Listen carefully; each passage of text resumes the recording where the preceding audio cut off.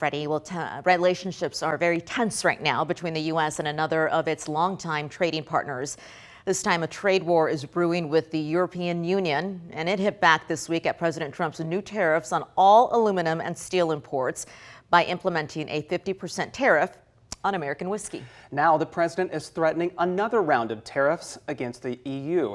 Joining us this morning to talk more about those impacts is Professor Edward Anderson with the University of Texas at Austin. His research focuses on supply chain issues, and we've turned to him a lot to talk to these developments. So, Dr. Anderson, welcome back to the show. Oh, thank you so much. You know, Glad to be able to talk with y'all. Right, and then President Trump is now threatening a 200% tariff on alcohol from the EU. Now, before we talk about who might be impacted by this most through this back and forth, I just want to get your thoughts about how you're broadly thinking about all we've seen so far in the Trump administration related to trade relations, because it has been dizzying at times to try to keep up with all of this. Yeah, there's a number of things that are going on, obviously. One of which is that, just raising tariffs are going to make things more expensive for the average person. It's going to hit us in the pocketbook, not only because imported goods will be more expensive, but also, domestic goods in the U.S., things that are produced domestically, use a lot of imported parts, particularly from Canada and Mexico, which are being hit by tariffs.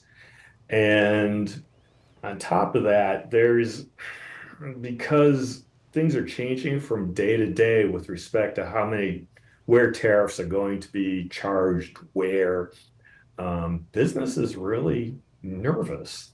And because of that, they're delaying their investments, and they're being very conservative and scared. And I wouldn't be surprised if at some point we start seeing some furloughs that are going on in combination with increased prices.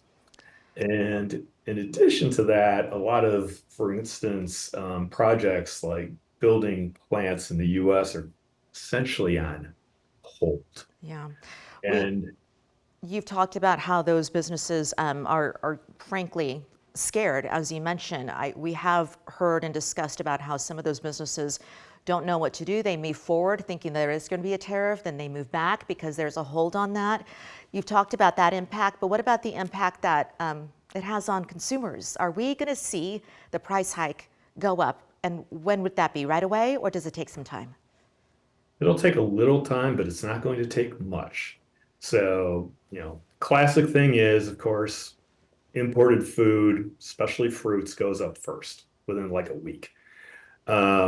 Manufactured goods take a little longer, but the big ones like cars, for example, their prices will start increasing pretty fast because the parts that supply them, a lot of the parts, they can move up to 8 times across Canadian and Mexican borders. And of course, we get parts from Europe and also from China that go into these.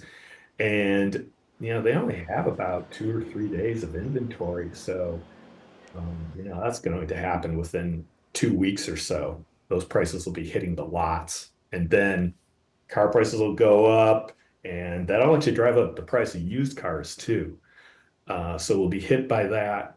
Electronics prices are going to go up to some extent because we get so much of those from China in particular, and even things that are produced by American firms oftentimes are produced in places like Malaysia, for example. So yeah, prices are going to go up, and we're going to be hit in the pocketbook for sure. We want to ask you something that happened this week. We have seen the market reaction to Trump's approach to all this has been broadly negative. Major stock indices have erased the gains that they have made since the election. What are you watching for to happen next? Is there a potential for a recession? Because that word has been thrown around quite a bit, especially in these last few days. I would say it's really likely that we're going to have a recession. If you even listen to the Trump administration, they're expecting a recession. So yeah, it's almost inevitable because prices will go up, people will spend less money, and as soon as you spend less money, that means that, firms can't grow anymore.